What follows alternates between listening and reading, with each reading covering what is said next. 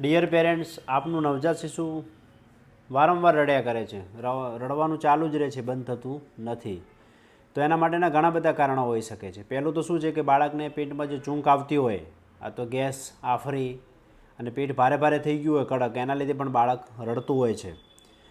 એના સિવાય બીજા પણ ઘણા બધા કારણો છે. એના નાકમાંથી જો શરદી, નાકમાંથી પાણી ટપકતું હોય તો એના લીધે પણ બાળકને શું છે કે શ્વાસ લેવામાં તકલીફ પડે, એટલે બાળક રડ્યા કરે.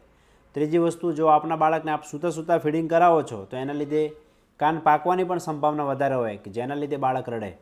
ચોથી વસ્તુ છે, બાળકને જો સંડાસના ભાગે લાલાશ થઈ ગયું એટલે રેસીસ થઈ ગયા હોય એના લીધે, જ્યારે તમે ડાયપરના લીધે પણ હોઈ શકે અને વારંવાર સંડાસ કરે એના લીધે પણ હોઈ શકે. તો આ રેસીસ થઈ ગયા હોય એના લીધે પણ બાળક સતત રડ્યા કરે છે. અને પાંચમું, મોટામાં મોટું કારણ, જો આપનું બાળક ભૂખ્યું હશે તો પણ રડશે.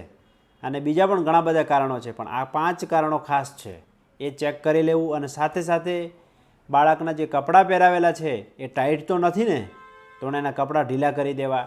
અત્યારે શિયાળાની સિઝનની અંદર જો તમે ટોપી પહેરાવો છો, ટોપી જો વધારે પડતી ટાઈટ હશે ગળાના ભાગે તો પણ બાળક રડશે. એટલે આ વસ્તુ ખાસ ચેક કરી લેવી. Thank you so much.